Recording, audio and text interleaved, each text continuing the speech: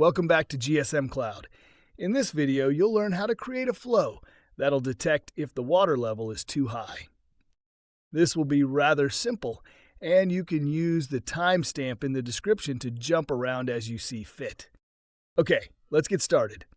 First, we will be creating the notification system for whenever the water level is okay again. And of course, we would like to log it as well so we can look closer at the numbers if we wish to. This, of course, means you'll need to have created a log under logs. So let's do that.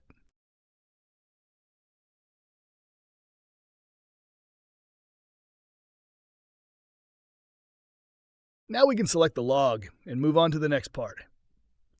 So let's get started with the SMS one. We usually just add GSMCloud to the From field. Contact numbers goes in the To field. You also have the ability to add multiple contacts. Simply just separate them by pressing Enter. You can also create variables using curly brackets if wanted. Alright, let's get started with the alarm notification part. Our system works in a way so when the water level is okay, input 1 will return true, and if the water is too high, it'll return a false state. Hence, we will be needing a NOT gate. Since we are using a GT-1000 Pro, I'll take in count the button to use on the device, as well as a loud buzzer that gets rather annoying. So let's just create the NOT gate and pulse for now. We'll use it later. Okay, so we will use an OR gate here. Why? Because if either the button or input 1 changes their state to true, we want to forward it into a pulse node and then the off part on a toggle node. With this, we can now connect the pulse from the NOT gate and the on part of the toggle node. This lets us create a circuit where we can manually overwrite the alarm, as well as give the device the power to do it by itself if everything goes back to normal. This will now turn on the buzzer and the red LED on the button whenever the water level is too high and needs to get checked. Now you can turn off the alarm and LED by pressing the button.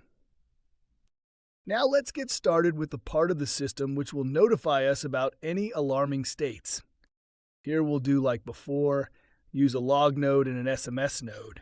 There isn't much to this part, so we will just go over it quickly.